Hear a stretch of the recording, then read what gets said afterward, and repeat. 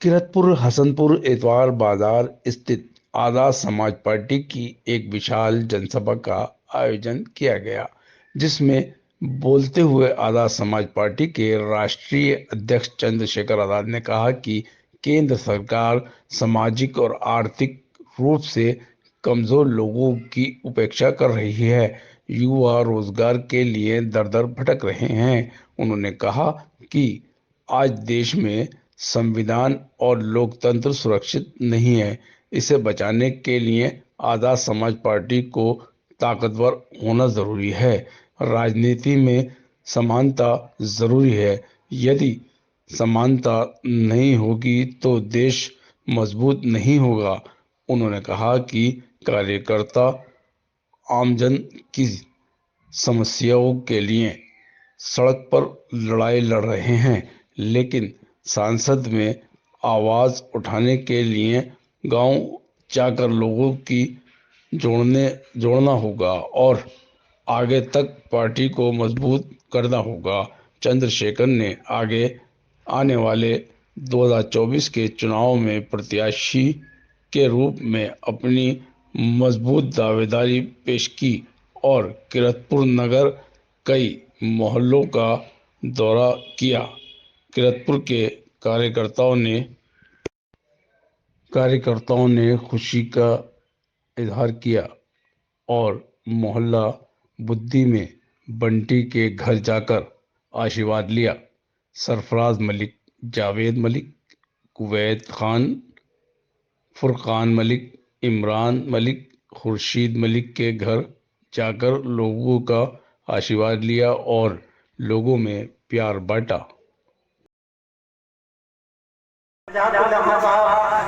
अब मैं गुजारिश करूंगा हमारे साथी सभासद मोहल्ला बुद्धि के अमित कुमार जी वो तशरीफ लाएं और चंद अल्फाजों में अपनी बात रखें।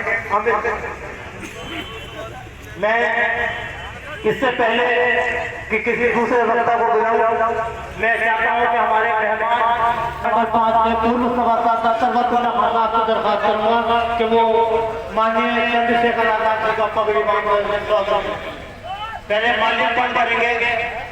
बहुत सारे हमारे बुजुर्ग मास्टर जयराम सिंह जी, नदी पार करो, गंगा पार करो, सहारनपुर गंगा इधर पार कर दो, बिजनौर और सहारनपुर तो एक ही है। तो साथियों, आज के देश में इतने होरहार और इतने लड़ाकू जो कभी किसी मामले में लड़ते नहीं कहीं। अब निवेदन करूंगा हमारे जिला पंचायत सदस्य धर्मेंद्र कुमार जी जो मंडल उपाध्यक्ष हैं भीम आर्मी के, मैं उनसे निवेदन करूंगा बहुत अच्छे जाएं और अपने विचार रखें। मुख्तार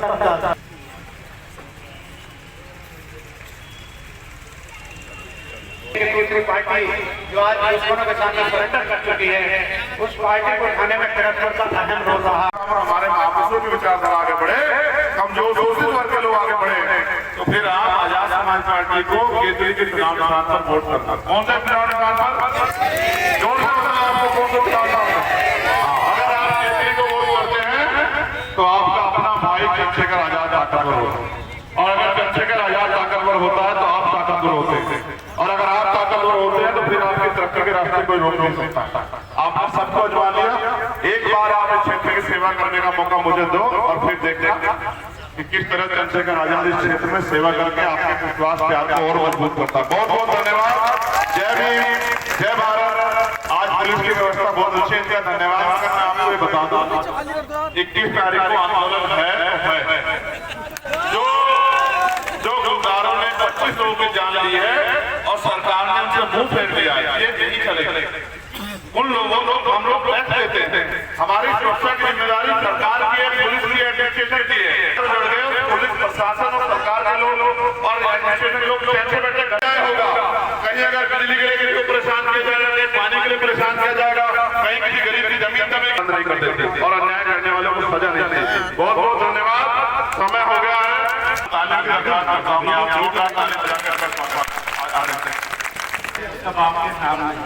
इस बात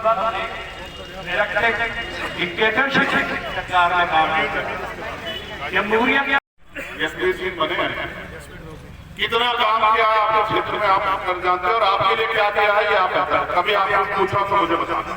फिर दूसरा चुनाव भारतीय जनता पार्टी जीती। ये सोचिए कितना काम किया, क्या विकास किया, कितने स्कूल बनाए, कितने कॉलेज बनाए, कितनी फैक्ट्री लगवाई, कितने लोगों को रोजगार दिया, आप बता सकते हो।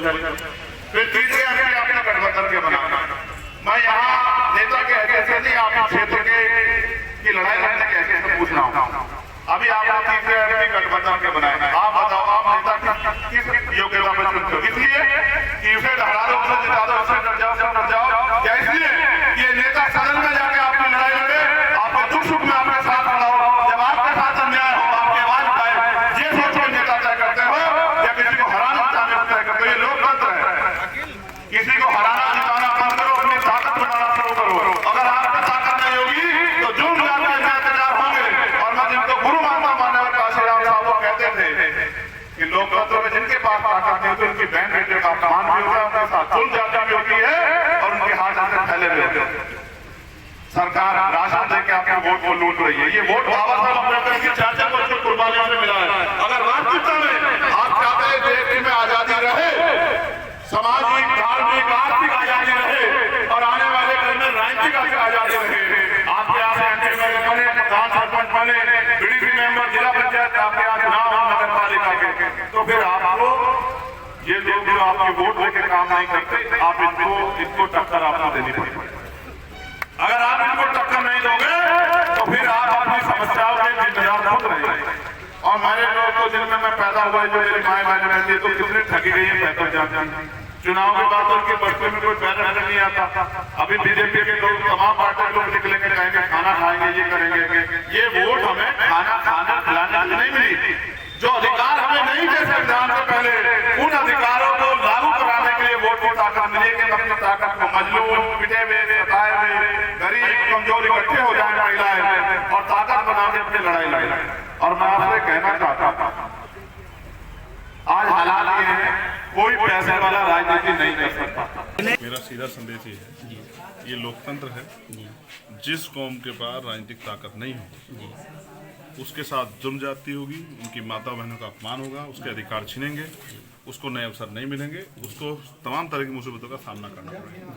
हमारे लोगों ने यहाँ सब लोगों को मौका दिया और ठगे गए। उन्होंने 2009 से 14, 14 से 19 और 19 से 24 3 अलग अलग पार्टियों को मौका दिया। और आप उनसे खुद जाके पूछो, वास्तविकता में अगर पत्रकारिता आप कर रहे हो तो जाके पूछो कि इन 3 योजनाओं में जो मेंबर ऑफ पार्लियामेंट उन्होंने बनाए, उन्होंने 1 सेंटीमीटर की आवाज उठाई या नहीं उठाई? अभी तक लोगों ने नेता देखे। आज चंद्रशेखर आजाद के रूप में उनका भाई इस लड़ाई को लड़ने के लिए आया और मेरा विश्वास है अभी तक तो मुझे अवसर नहीं मिला है। अभी तक जो लड़ाई लड़ी मैंने सड़क पे लड़ी। जिस दिन मेरे भाइयों ने मुझे सहयोग करके ताकत दी, उनको ये दिन याद रहेगा कि उन्होंने एक नेता को ताकत दी है। और उसका असर ये होगा कि किसी कमजोर पे उठने वाली हर आंख आवाज ठंडी पड़ जाएगी उस दिन, जितनी ताकत जमीन पे आ जाएगी। आजाद समाज पार्टी बाहर रखेगा, इसके बाद क्या फर्क पड़ता है? पैदा ही अकेले हुए थे, संघर्ष भी अकेले कर रहे हैं। और आज इतना बड़ा काफिला है ना, इतने प्यार करने वाले भाई हमारे, इतने संघर्ष करने वाले नेता। मेरी एक बात याद, जब कोई गरीब कोई लड़ाई लड़ने निकलता लोग उसका मजाक उड़ाते हैं।